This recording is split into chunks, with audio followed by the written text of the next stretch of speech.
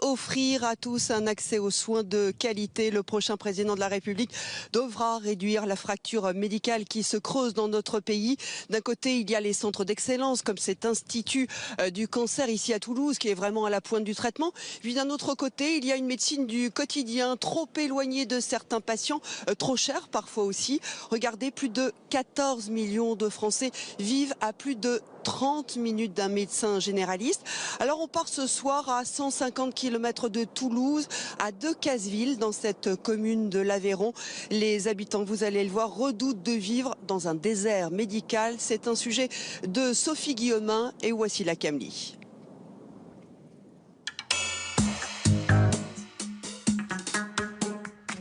Donc voilà, la valise de bébé qui est prête. Elle ne doit accoucher que dans 10 semaines, mais elle a déjà tout lavé, tout repassé, tout rangé. Alors ici, donc c'est le nécessaire à bébé qu'on nous demande à la maternité.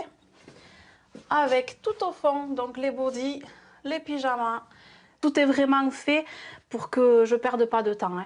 Ne pas perdre de temps, une obsession pour Cindy Lacan. À 35 ans, elle va donner naissance à son 3e enfant, mais pour la première fois, elle devra accoucher loin de chez elle. 40 minutes minimum de route, et ça l'inquiète. Je révise mes leçons. Très bien. Un accouchement sur la route, comment ça peut se passer? Si je ne suis pas prise en charge très rapidement, comment ça peut se passer? À Decazeville, cette angoisse, beaucoup de futures mamans la partagent. Depuis 5 mois et le décès d'une mère et de son bébé lors d'un accouchement, la petite maternité locale est fermée. Nous continuerons notre combat et on ne lâchera rien.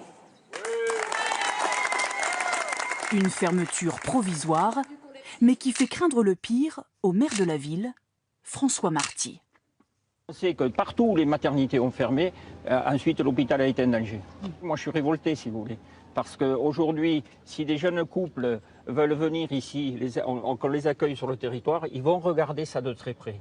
Est-ce qu'il y a un hôpital de proximité? Est-ce qu'il y a une maternité? Et donc pour attirer ces compétences, pour revenir recréer de l'emploi, c'est capital. La hantise du maire, voir sa ville se transformer petit à petit en désert médical. À Decazeville, il n'y a déjà plus de pédiatres, plus de psychiatres, plus d'ophtalmologistes. Et les plus proches sont débordés. Si on va donc regarder sur le site de la Sécurité sociale à Mélie, on s'aperçoit qu'on a des ophtalmologistes à Figeac, c'est à peu près à demi-heure d'ici, 30 minutes. Et ensuite, c'est Villefranche de Rouergue où il faut à peu près 45 minutes. Et quand on appelle, c'est facile d'avoir un rendez-vous? Alors non, c'est très très difficile. Personnellement, je viens de prendre un rendez-vous. Le rendez-vous m'a été donné dans 6 mois. Ce déficit de spécialistes, le docteur Fanny Morin, elle-même généraliste, en déplore les effets chaque jour. Bonjour Simone. Vous avez changé de couleur de cheveux? Vous avez changé de couleur de cheveux? Surtout quand la population, comme dans cette région de l'Aveyron, est de plus en plus âgée. Par exemple, pour l'arthrose, il y a des traitements à base d'acide hyaluronique ou d'injections que nous, on n'est pas autorisé à faire.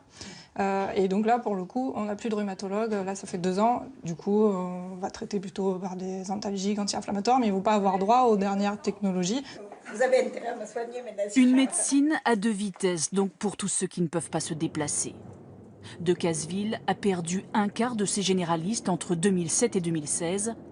Certains, débordés, isolés, l'auraient mal supporté. Un des médecins que je remplaçais très régulièrement s'est suicidé, malheureusement. Et du coup, ça m'a fait prendre conscience déjà de ma façon de travailler, de la manière dont je voulais travailler. Avec d'autres jeunes médecins, elle a choisi de créer une maison de santé. Aujourd'hui, 10 généralistes, une vingtaine d'infirmières, 4 kinés, 2 psychologues y travaillent, une véritable équipe de soins. Un type de structure qui fait reculer le désert médical. Pour la première fois l'an dernier en Aveyron, le nombre d'installations de généralistes a dépassé celui des départs à la retraite.